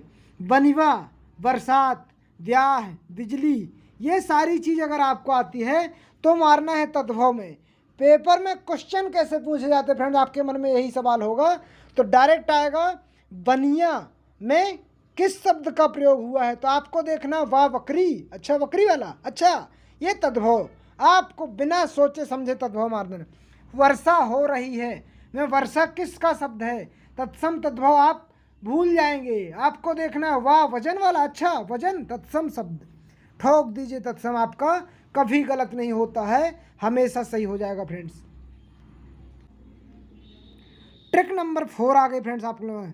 ऋषि का प्रयोग हमेशा तत्सम में करते फ्रेंड्स। ऋषि, तत्सम, श्रृंगार, धृत, मृतिका, जहाँ पर ये सारे शब्द होंगे हमेशा तत्सम में आएगा। तद्भव में श्रृंगार, घी, मिही, इस टाइप का जो आएगा हमेशा तद्भव में होता फ्रेंड्स। विसर्ग वाले शब्द हमेशा तत्सम में बोले जाते हैं, क्योंकि विसर्ग हमेशा संस्कृत से ही निकल के आता फ्रेंड्स, तो विसर्ग हमेशा संस्कृत में बोले जाते हैं। सुकह, सुख, ये सारे शब्द विसर्ग के तत्सम में बोले जाएंगे। आई होप आपको समझ में आ गया होगा फ्रेंड्स। देखिए फ्रेंड, इसके पहले मैंने आपको हर टॉपिक के वीडियो बनाए हुए हैं, अब संबंधित प्रश्न लेकर के आए हूँ तत्सम तद्भव के, तो अब आप इनको देखिएगा, अब यहाँ से आपके सारी चीज़ें और क्लियर हो जाएंगी फ्रेंड्स। निम्न में से तद्भव शब्द कौन सा है, तो मैंने आपको बताया था तत्सम में आएगा वा वजन, वा वजन, और तद्भव में क्या आएगा वा बकरी वाला। तो बरसात, आंख बंद करके ठोक दीजिए, बरसात में कौन सा शब्द है, तद्भव शब्द है। बाकी सुख, सुखा है आता तो तत्सम जाता। कर्पूर संस्कृत शब्द है, तत्सव। विवाह, ये क्या जाएगा अपना तद्भव शब्द जाएगा। तद्भव शब्द कौन सा है, तो बरसात एकदम सही आंसर जाएगा फ्रेंड। जो सीधे संस्कृत में प्रयोग किए जाते हैं वो कौन से शब्द होते हैं, तो वह शब्द तत्सम कहला जाते हैं। बी एकदम सही आंसर जाएगा फ्रेंड्स। आई होप आपको समझ में आ गया होगा। अब बात करते हैं अगले प्रश्न की। जो शब्द संस्कृत से उद्भव हुए हैं, यानी कि संस्कृत से बदल गए हैं, उनको क्या कहा जाता है, तद्भव कहा जाता है फ्रेंड्स। आई होप आप समझ चुके होंगे। जो संस्कृत से उद्धृत हुए वो तत्सव। अब यहाँ आपके सामने आ गया है, निम्न में से कौन सा शब्द तत्सम है। आपको बताया था वह बकरी वाला आएगा, तो आपको आंख बंद करके मानना है तद्भव में, तद्भव में। और अगर आपका वह वजन का आएगा तो मारना है तत्सम में।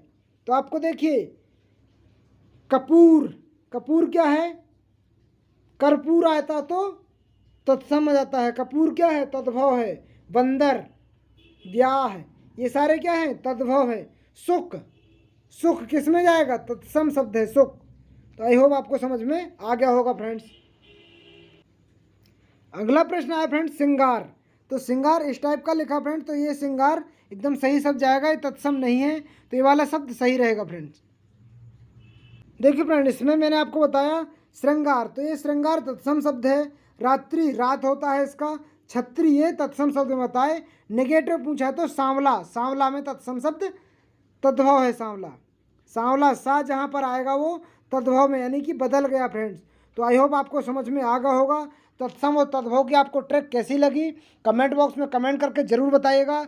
अगर आपने अभी तक चैनल को सब्सक्राइब नहीं किया सब्सक्राइब कर लीजिए, अपने मित्रों को ज़रूर शेयर कीजिए। MP PSC, MP SI, MP पटवारी, किसी भी टेट शिक्षक भर्ती से संबंधित तैयारी कर रहे हैं तो चैनल को सब्सक्राइब कर लीजिए। ईमानदारी से पढ़ाई कीजिए। मिलते हैं अगले वीडियो में, प्लेलिस्ट ज़रूर चेक कीजिए। जय हिंद, जय भारत। जब तक जैसा कि पता फ्रेंड्स, आप लोगों के सामने एक हिंदी का टॉपिक काल, काल यानी भूतकाल, भविष्यकाल, वर्तमान काल, ये टॉपिक मैं आप लोगों के सामने लेकर के आया हूँ। तो फ्रेंड्स, अगर आप चैनल पर नए हैं, आपने हिंदी के अभी तक वीडियो नहीं देखे तो प्लेलिस्ट बनी हुई है फ्रेंड्स, एक बार प्लेलिस्ट विजिट कीजिए। बहुत अच्छे तरीके से आपको हिंदी के सारे वीडियो विस्तारित रूप से करवाए गए हैं, तो एक बार ज़रूर विजिट कीजिए फ्रेंड्स। और हाँ, अगर आप चैनल पर नए हैं तो चैनल को सब्सक्राइब कर लीजिए, अपने मित्रों को ज़रूर शेयर कीजिए। चलिए फ्रेंड, अपन काल के बारे में पढ़ते हैं। फ्रेंड जैसा कि देखिए, क्रिया के जिस रूप से कार्य करने या होने के समय का बोध होता है उसे काल कहते हैं। मतलब क्रिया के किसी भी रूप या करने से जो बोध होता है उसे काल कहते हैं। दूसरे शब्दों में कहें तो क्रिया घटित होने के समय को ही काल कहते हैं। काल तीन प्रकार होते हैं काल के, भूतकाल, वर्तमान काल, भविष्य काल। पेपर में यह भी पूछा जा सकता है फ्रेंड, काल कितने प्रकार के होते हैं? तो काल 3 प्रकार के होते हैं, भूतकाल, भविष्य काल, वर्तमान काल। अब मैं आप लोगों को काल के बारे में बताऊंगा, काल कैसे कैसे होते हैं उनको आप ध्यान से देखिए फ्रेंड्स। पहला फ्रेंड्स आपको लोगों के सामने भूतकाल। भूतकाल जैसा कि नाम से ही स्पष्ट हो जाता है, क्रिया के जिस रूप में कार्य के बीते हुए, मतलब जो समय बीत जाता है और उसको आप बाद में सोचते हैं कि वो समय एक था हमारे लिए अच्छा, यह समय भूतकाल कहलाता है। जैसे कल बारिश हुई थी, रोहित आया था, वह खा चुका था, ये भूतकाल कहलाता फ्रेंड्स। अब मैं आप लोगों को भूतकाल के बारे में बताऊंगा। भूतकाल के 6 भेद होते हैं, ये आपको याद रखना है। कई बार पेपर में डायरेक्टली पूछ लिया जाता है भूतकाल के कितने भेद पाए जाते हैं, तो भूतकाल के 6 भेद पाए जाते हैं फ्रेंड्स। सामान्य सी बात है फ्रेंड्स। अब भूतकाल के कितने भेद होते हैं, तो भूतकाल के 6 भेद होते हैं। इस चीज़ को याद रखिएगा आप। 6 भेद कौन कौन से फ्रेंड्स? सामान्य भूतकाल, आसन्न भूतकाल, पूर्ण भूतकाल, अपूर्ण भूतकाल, संदिग्ध भूतकाल, हेतुमत भूतकाल। तो ये चीज़ें फ्रेंड्स आप याद रखिएगा।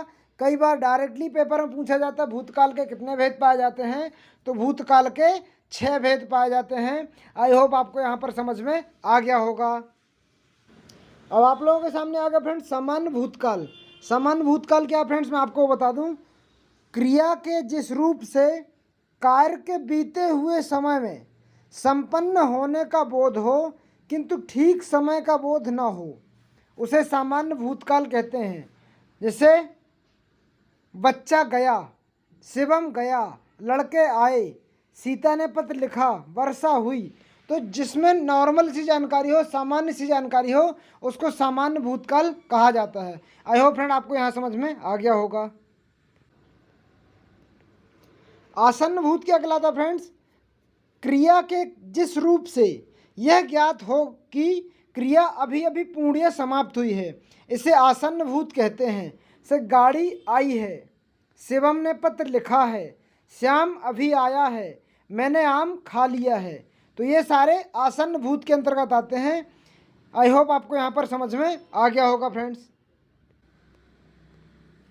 अब इसके बाद आ गया फ्रेंड्स पूर्ण भूतकाल। क्रिया के जिस रूप से यह स्पष्ट ज्ञात हो कि समाप्त हुए बहुत समय बीत चुका है, उसे पूर्ण भूत कहते हैं। जैसे गाड़ी आई है, वर्षा हुई है, बच्चा आया, छात्र स्कूल गए थे। तो ये सारी घटनाएं पूर्ण भूतकाल की होंगी फ्रेंड्स। आई होप आपको यहाँ समझ में आ गई होंगी। अपूर्ण भूतकाल की बात है फ्रेंड्स, क्रिया के जिस रूप से कार्य का बीते समय में होने का बोध हो।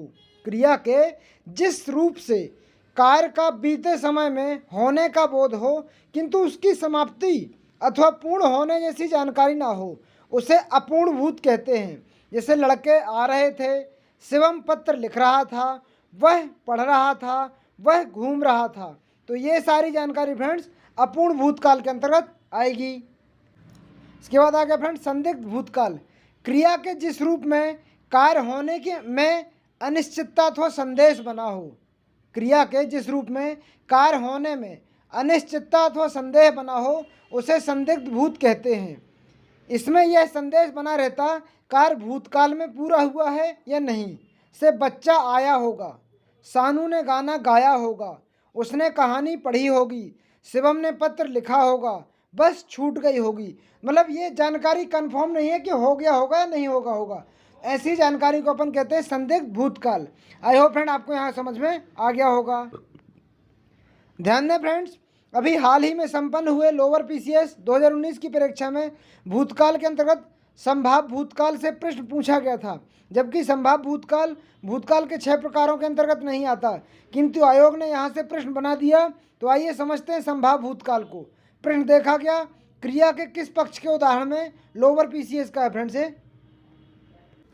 देखिए फ्रेंड्स, संदिग्ध और संभाव्य भूतकाल के कुछ अन्य पक्ष इस प्रकार से हैं। संदिग्ध भूत, देखा गया होगा, देखी गई होगी, देखे गए होंगे। संभाव्य भूत, देखा गया हो, देखी गई हो, देखे गए हों। इस प्रकार के होते हैं संभाव्य भूत। आई होप फ्रेंड आपको यहाँ पर समझ में आ गया होगा। अगला है फ्रेंड्स हेतु हेतु मदभूत। हेतु का अर्थ है कारण। हेतु हेतु मदभूत में हेतु का अर्थ है कारण।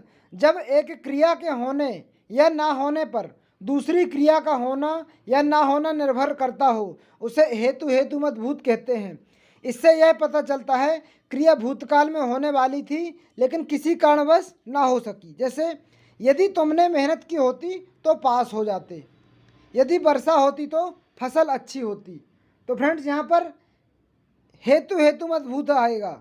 आई होप फ्रेंड आपको यहाँ पर समझ में आ गया होगा। यदि वह आता तो मैं जाता। अब फ्रेंड्स आता सेकंड वर्तमान काल। वर्तमान काल में जैसे आपने देखा क्रिया के जिस रूप का कार्य वर्तमान काल में चल रहा होता है उसे वर्तमान काल कहते हैं। जैसे मैं विद्यालय जाता हूँ, रोहन खा रहा है, माँ पूजा कर रही है। इस टाइप के वाक्य होते फ्रेंड्स वर्तमान काल में जाते हैं। वर्तमान काल के 5 भेद होते फ्रेंड्स। मतलब वर्तमान काल में ऐसा भी पूछा जा सकता है वर्तमान काल के कितने भेद पाए जाते हैं, तो आपको प्रश्न में लगाना है वर्तमान काल में 5 भेद पाए जाते हैं। आई होप फ्रेंड आपको यहाँ पर समझ में आ गया होगा। देखिए फ्रेंड वर्तमान काल में पहला होता है सामान्य वर्तमान काल, दूसरा तात्कालिक वर्तमान काल, तीसरा पूर्ण वर्तमान काल, संदिग्ध वर्तमान काल और संभाव्य वर्तमान काल। अपन फ्रेंड इनके बारे में विस्तार से जानेंगे। क्या वर्तमान काल कैसा है, इनके बारे में जानकारी मैं पूरी दे रहा हूँ आपको।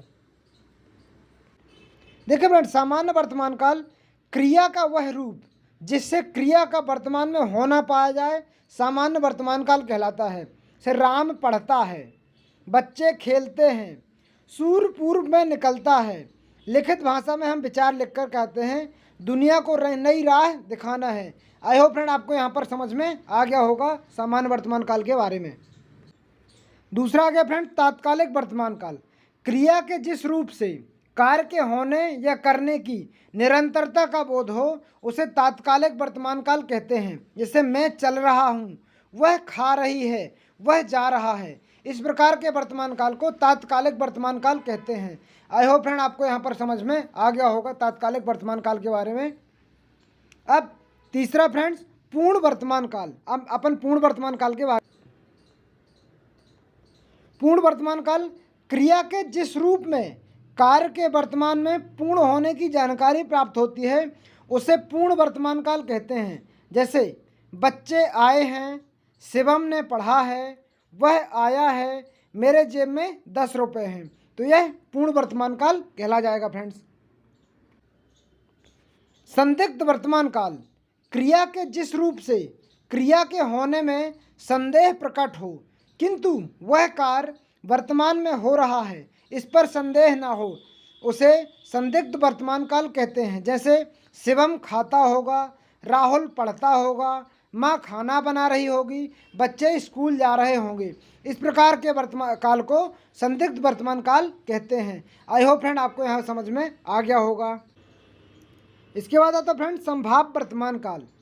संभाव्य का अर्थ होता है संभावित, अर्थात क्रिया के जिस रूप से यह पता चले कि कार्य के वर्तमान काल में पूरी होने की संभावना है तो उसे संभाव्य वर्तमान कहते हैं। जैसे वह खाया हो, वह आया हो, वह पढ़ता हो। इस प्रकार के काल को संभाव्य वर्तमान काल कहते हैं। आई होप फ्रेंड आपको समझ में आ गया होगा। अब फ्रेंड आपको आपके सामने आ गया भविष्य काल। क्रिया के जिस रूप से यह पता चले कि कार्य आने वाले समय भविष्य में होने वाला है उसे भविष्य काल कहते हैं। से वह कल जाएगा, वह कल आएगा, मैं खाना खाऊंगा, कल तापमान अधिक होगा। इस प्रकार के काल को भविष्य काल कहते हैं। भविष्य काल के 3 भेद होते फ्रेंड्स। सामान्य भविष्य काल, संभाव्य भविष्य काल, हेतु हेतुमत भविष्य काल। फ्रेंड आपको ज़रूर याद रखना है, यहाँ से पेपर में पूछा जाता है वर्तमान काल, भूतकाल, भविष्य काल। आपके ये गलत नहीं होने चाहिए फ्रेंड्स। अब सामान्य भविष्य काल क्रिया के जिस रूप से यह पता चले क्रिया सामान्यतः भविष्य में होने वाली उसे सामान्य भविष्यकाल कहते हैं। आज वर्षा होगी, प्रेरणा स्टूडियो जाएगी, शिवम कल दिल्ली जाएगा, प्रधानमंत्री बाढ़ग्रस्त क्षेत्रों का दौरा करेंगे। इस प्रकार की बातें आएंगी फ्रेंड, तो सामान्य भविष्यकाल के अंतर्गत आएगा। इसके बाद आता फ्रेंड्स संभाव्य भविष्यकाल। क्रिया के जिस रूप से कार्य के भविष्य में होने की संभावना हो उसे संभाव्य भविष्यकाल कहते हैं। से कदाचित शाम तक वो वापस आ जाए, शायद चोर पकड़ा जाए, कल शायद परीक्षा परिणाम घोषित हों, कदाचित संध्या को पानी बरसे। मतलब इस प्रकार की बातें आएंगी तो संभाव्य भविष्यकाल कहा जाएगा फ्रेंड्स। आई होप आपको यहाँ समझ में आ गया होगा। अब आगे फ्रेंड आप लोगों के सामने हेतु मद भविष्यकाल। क्रिया के जिस रूप से किसी कार्य का पूरा होना अर्थात किसी दूसरी क्रिया के होने पर निर्भर करे उसे हेतु मद भविष्यकाल कहते हैं। जैसे वह आए तो मैं जाऊं, वह कमाए तो मैं खाऊं, वह पढ़ेगा तो सफल होगा। इस प्रकार की बातें होंगी फ्रेंड, तो हेतु मद भविष्यकाल कहते हैं। आई होप फ्रेंड आपको यहाँ पर समझ में आ गया होगा। अब शॉर्टकट देख लीजिए फ्रेंड्स एक बार। संभाव्य वर्तमान काल देखा जाता हो, देखी जाती हो, देखे जाते हों। आसन्न भूत देखा गया है, देखी गई है, देखे गए हैं। पूर्ण भूत देखा गया था, देखी गई थी, देखे गए थे। संभाव्य भूत देखा गया हो, देखी गई हो, देखे गए हों। संदिग्ध भूत देखा गया हो, देखी गई हो, देखे गए हों। संभाव्य भविष्य देखा जाऊंगा, देखी जाऊंगा, देखे जाएंगे। इस प्रकार के वाक्य आते फ्रेंड्स, तो ये भूत भविष्य वर्तमान काल कहलाते हैं। तो अगर आपने चैनल पे अभी तक सारे वीडियो नहीं देखे तो प्लेलिस्ट में सारे वीडियो बने हुए फ्रेंड, प्लेलिस्ट में एक बार ज़रूर देखिए। और अभी तक आपने चैनल को सब्सक्राइब नहीं किया, एक बार चैनल को सब्सक्राइब कर लीजिए। चलिए मिलते हैं अगले वीडियो में, जब तक के लिए जय हिंद जय भारत।